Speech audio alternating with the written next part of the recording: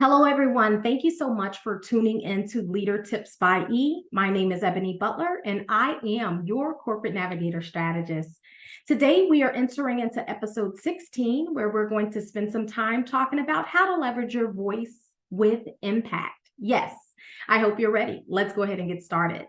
And so the first thing you're probably wondering is, Ebony, what do you mean? I hear people say leverage your voice. What does that really mean? And leveraging your voice is really around you just being authentic. First off, you loving all of the experiences you've had personally as well as professionally, you finding value in those experiences and recognizing how they greatly tie into the impact you want to have within the workplace.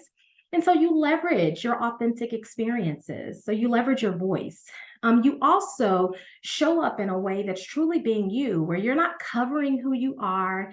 You are excited to be in your skin and who you are, and you are delivering a message with intention, very strategic, and in a way that allows you to not only be heard, yet to be received by the people on the other end. And so when you're leveraging your voice, you are truly doing it in a way where you are effectively communicating. And so I've talked about what leveraging your voice is all about. Now let me flip the coin and tell you what it's not.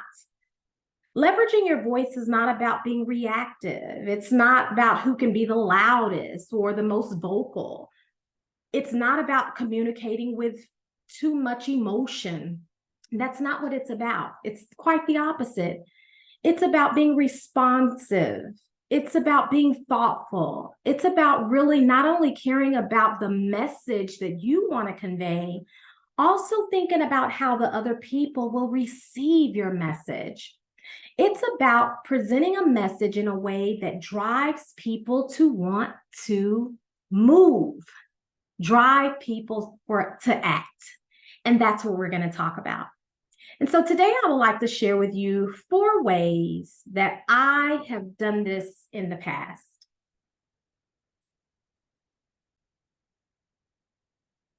Number 1, know your audience. It's important to know your audience. I've talked in a previous video about understanding the topics, know your agenda. And now you need to also know the stakeholders, who's going to be in this room. And this could be for any meeting. So it doesn't have to be that you're formally doing a presentation. If it's a meeting that you're very passionate about the topic, you definitely want to know who all is in the room.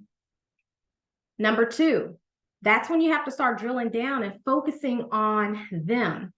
And the way that you focus on them is tying in this old sales model I used to use. And even when I used to be in B2B sales, as well as I also taught and led B2B leaders, we talked about peers, which is PIERS.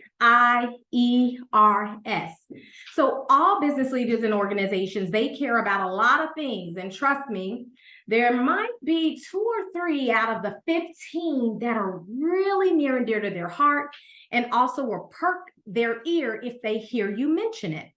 And so the P could be like performance, productivity, production. The I could be inclusion. It could also be image. The E could be equity. It also could be efficiencies. It could be effectiveness. The R could be reliability, revenue. The S could be safety, security, stability. And so when you think about those key components, if you're talking with someone that's in information technology, someone who's in that space, more than likely things around safety, security will really perk their ear and touch their heart. If you're talking to people in HR, things like equity, inclusion, image, those are some of the things that'll really perk their ear and touch their heart. If you're thinking about an operations manager, maybe it's going to be something like effectiveness, revenue. That's probably going to be what's really important to them. And so if you'll keep that model in place, and I have ever since like 18 years ago when I first learned about peers, PIERS, it helps you to be able to go back to some of those components, because we know that as business leaders, we have a lot of things that are near and dear to our heart. And for this particular topic, this or these two things will really perk my ear. And so that is the next thing you want to do. Now, the third thing is you need to do your research. You want to do some research. Now, it doesn't have to be too extensive. I mean, if it's an hour meeting and you have it recurring, it doesn't have to be too extensive. And you want to show up as credible and knowledgeable to any meeting. And I do spend some time talking about this on episode 10 when I talk about articulating your message.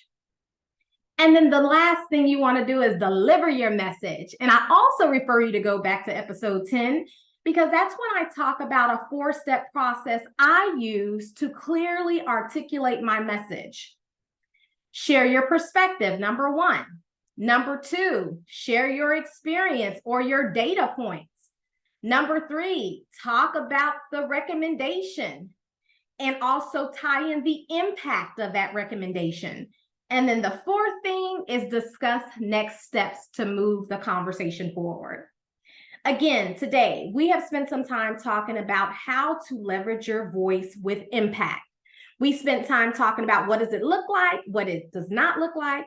We also spent some time talking about the 4 things I encourage you to do when leveraging your voice with impact, so you're able to be received and not just heard. The first thing we talked about is knowing your audience. The second thing we talked about is focusing on what's important to them. The third thing we talked about is doing your research. And the 4th thing we talked about was delivering your message. Feel free to reference back to episode 10 because I do dive into messaging a little bit more on that video. If you have not subscribed, y'all, it's kind of hot, but people at the AC, they coming and working on the AC, so my apologies. My glasses and everything was about to slide off. If you have not done so already, I do ask you to subscribe. I always get this wrong. Subscribe to my YouTube channel if you have not done so already. Share, comment, and like. If this video was meaningful for you, feel free to also share it with your network. I really appreciate it. Thank you all so much. I also want to let you know if you want to follow me on TikTok or if you want to follow me on Instagram, it's _Ebony_VP. That's _EBONY_VP. Sometimes it's not even an underscore, so just try the Ebony Butler or the Ebony VP. Sorry about that. Thank you all so much. I appreciate it. Y'all have a good one. Goodbye. It is hot.